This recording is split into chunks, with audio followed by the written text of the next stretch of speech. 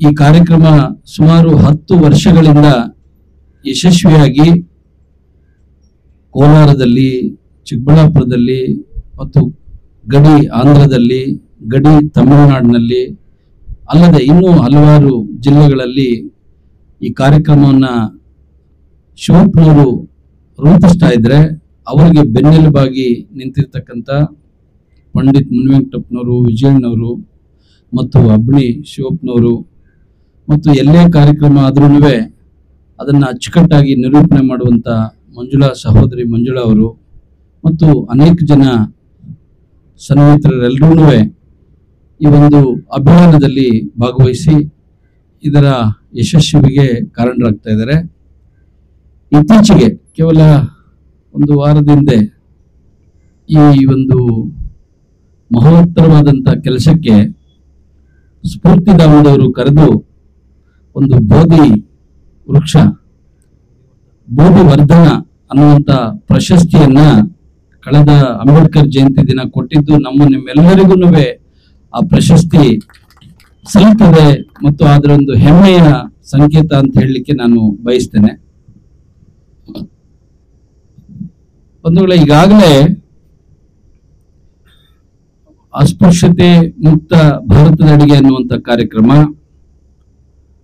ಬಹಳ ಯಶಸ್ವಿಯಾಗಿ ಮಾಡ್ತಾ ಬಂದಿದ್ದಾರೆ.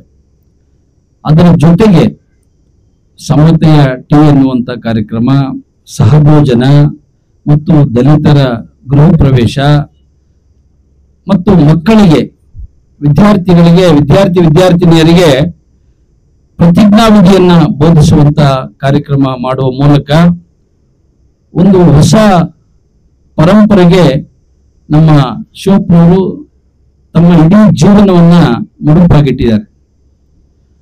ಆದ್ರೆ ಬಹಳ ನೋವಿನ ಸಂಗತಿ ಏನಂದ್ರೆ, ಸ್ವಾತಂತ್ರ್ಯ ಬಂದು 75 ವರ್ಷಕ್ಕೂ ಮೇಲಾಗ್ತಾ ಇದೆ.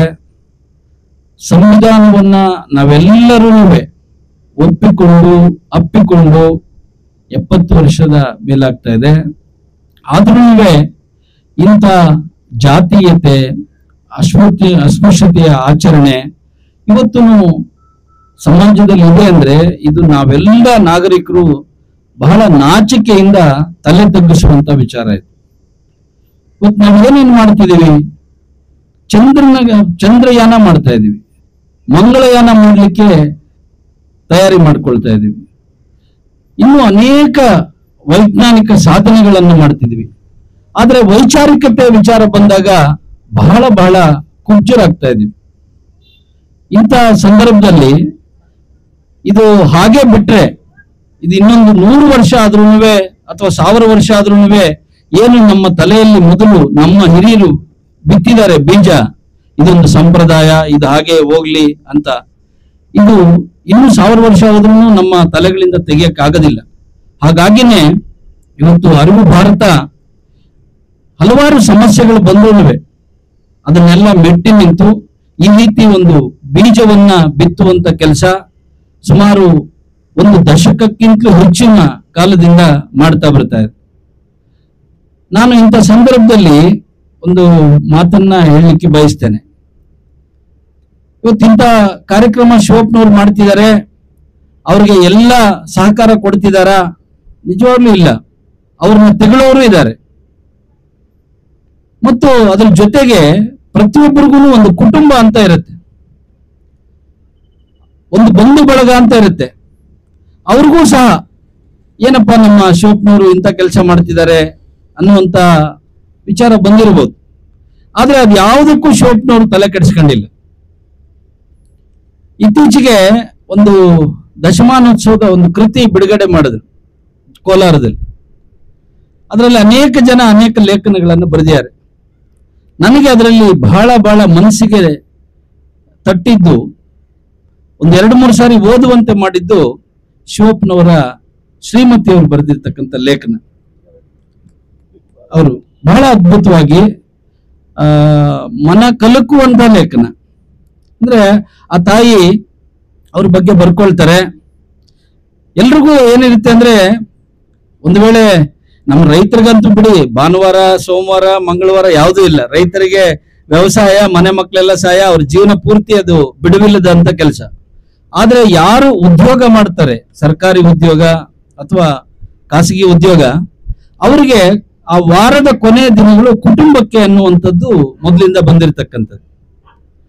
ಆದ್ರೆ ಈ ದಶಕದಲ್ಲಿ ಅವರು ಬರೀತಾರೆ, ಶಿವಪ್ಪನವರು ಒಂದು ಭಾನುವಾರವನ್ನು ಸಹ ಕುಟುಂಬಕ್ಕೆ ಕೊಟ್ಟಿಲ್ವಂತೆ.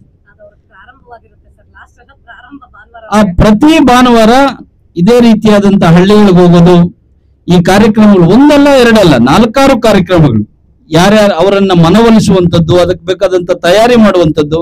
ತಯಾರಿ ಮಾಡುವುದು ಅಂದ್ರೆ ಬರೀ ಚೇರ್ ಹಾಕೋದು ಅಥವಾ ಪೆಂಡಾಲ್ ಹಾಕೋದಲ್ಲ, ಮಾನಸಿಕವಾಗಿ ತಯಾರಿ ಮಾಡಬೇಕು. ಆ ರೀತಿಯಾದಂತ ತಯಾರಿ ಮಾಡೋದು ಮತ್ತು ಅದಕ್ಕೆ ಬರುವಂತ ಪ್ರತಿರೋಧಗಳಿಗೆ ಸರಿಯಾದ ಉತ್ತರವನ್ನು ಕೊಡೋದು, ಸಮಜಾಯಿಸಿ ಕೊಡೋದು, ಅವ್ರಿಗೂ ಆ ಪ್ರೇರೇಪಣೆ ಮಾಡುವುದು, ಈ ರೀತಿಯಾದಂತ ತಯಾರಿಯನ್ನ ಮಾಡ್ಲಿಕ್ಕೆ ಅವರ ಇಡೀ ಈ ದಶಕದ ಭಾನುವಾರಗಳನ್ನ ಮೀಸಲಿಟ್ಟಿದ್ದಾರೆ.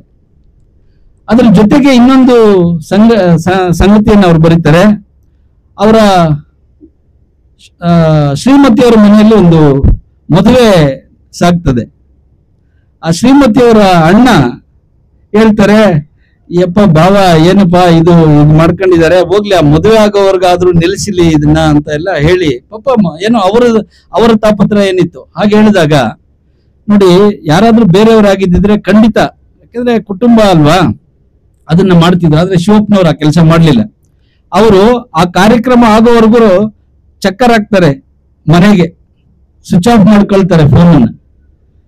ಈ ರೀತಿ ಜೀವನದಲ್ಲಿ ಏನಾದ್ರೂ ಇಂಥದ್ದು ಮಾಡಬೇಕು ಅಂದಾಗ ಬಹಳ ಅದಕ್ಕೆ ಮಾನಸಿಕವಾಗಿ, ಬೌದ್ಧಿಕವಾಗಿ ನಾವು ಬಹಳ ಪ್ರಬುದ್ಧರಾಗಿರ್ಬೇಕಾಗ್ತದೆ. ಅಂತ ಪ್ರಬುದ್ಧತೆ ಮತ್ತು ಮಾನಸಿಕವಾದಂತ ಔನ್ನತ್ಯ ಇವತ್ತು ಶಿವಪ್ಪನವರಿಗೆ ಇರೋದ್ರಿಂದ ಇವತ್ತು 2-3 ಜಿಲ್ಲೆಗಳಲ್ಲಿ ಇಂಥ ಕಾರ್ಯಕ್ರಮಗಳಾಗ್ತಾ ಇದ್ದಾವೆ. ನಾವು ಇವತ್ತು ಬೆಳಗ್ಗೆ ಬಂದ್ವಿ, ಅನೇಕ ಕಾರ್ಯಕ್ರಮಗಳಿಗೆ ನಾವು ಭಾಗವಹಿಸಿದೀವಿ. ಪ್ರಪ್ರಥಮವಾಗಿ ಚೌಡೇಶ್ವರಿ ದೇವಸ್ಥಾನದಲ್ಲಿ, ನಮ್ಮ ಇದು ಕಾಡೇನಹಳ್ಳಿ ಚೌಡೇಶ್ವರಿ ದೇವಸ್ಥಾನದಲ್ಲಿ ನನಗೂ ಭಾಗವಹಿಸ್ಲಿಕ್ಕೆ ಅವಕಾಶ ಮಾಡಿಕೊಟ್ರು ಶಿವಪ್ಪನವರು. ಅದಕ್ಕೆ ನಮ್ಮ ಶ್ರೀನಿವಾಸಾಚಾರ್ಯ ಅವರು ಬಂದಿದ್ರು, ಇವತ್ತಿನ ರಿಟೈರ್ಡ್ ನಾಗಮೋಹನ್ ದಾಸ್ ಅವರು. ಇವತ್ತು ನಾವು ಇಲ್ಲಿ ಇಬ್ಬರನ್ನ ನೆನೆಯಲೇಬೇಕಾಗ್ತದೆ.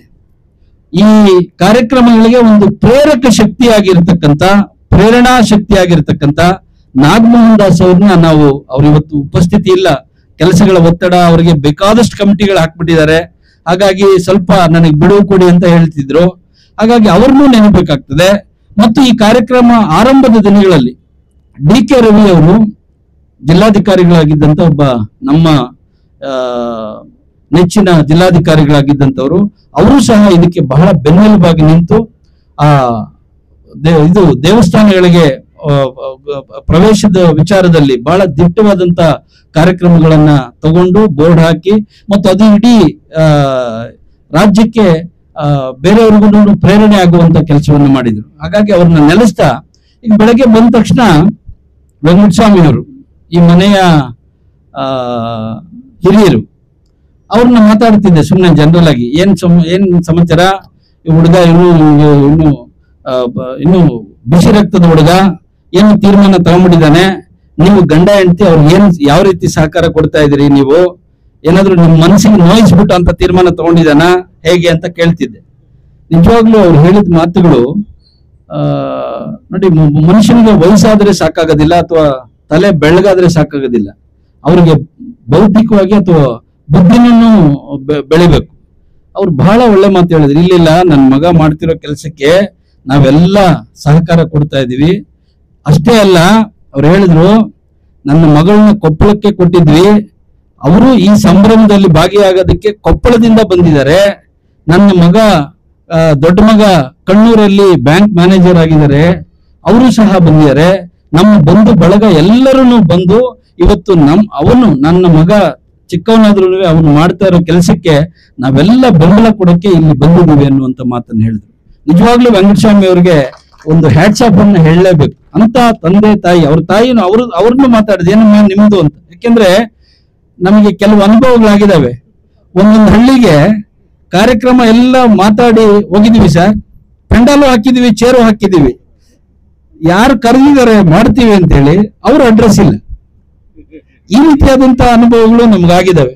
ಹಾಗಾಗಿ ಅಂತವರ ಮಧ್ಯನೂ ಇಂಥ ಮಹನೀಯರು ಇದ್ದಾರೆ, ಇಂಥವ್ರು ಇರೋದ್ರಿಂದನೇ ಇಂಥ ಕಾರ್ಯಕ್ರಮಗಳಾಗ್ತಾ ಇದ್ದಾವೆ ಅನ್ನುವಂತ ಮಾತನ್ನ ಹೇಳಿ ಇವತ್ತು ಶಿವಪ್ಪನವರು ತಮ್ಮ ಪ್ರಾಸ್ತಾವಿಕ ನುಡಿಗಳಲ್ಲಿ ಹೇಳ್ತಾ ಇದ್ರು, ಬೆಂಗಳೂರಿನ ಶಾಡೋದಲ್ಲಿ ನೆರಳಲ್ಲೂ ಇದೆ, ಕೋಲಾರದ ನೆರಳಲ್ಲೂ ಇದೆ. ಆದ್ರೆ ಅದು ಕೆಲವರು ನೋಡದ ಹಾಗೆ, ಗೊತ್ತಿದ್ದು ಗೊತ್ತಿಲ್ಲದ ಹಾಗೆ ಇದು ಹಲವಾರು ವರ್ಷಗಳಿಂದ ನಡ್ಕೊಂಡು ಬರ್ತಾ ಇದೆ, ಈಗಲೂ ನಡ್ಕೊಂಡು ಹೋಗ್ತಾ ಇದೆ ಅನ್ನುವಂಥದ್ದು ಇವತ್ತು ಅವ್ರ ಮಾತಾಗಿತ್ತು.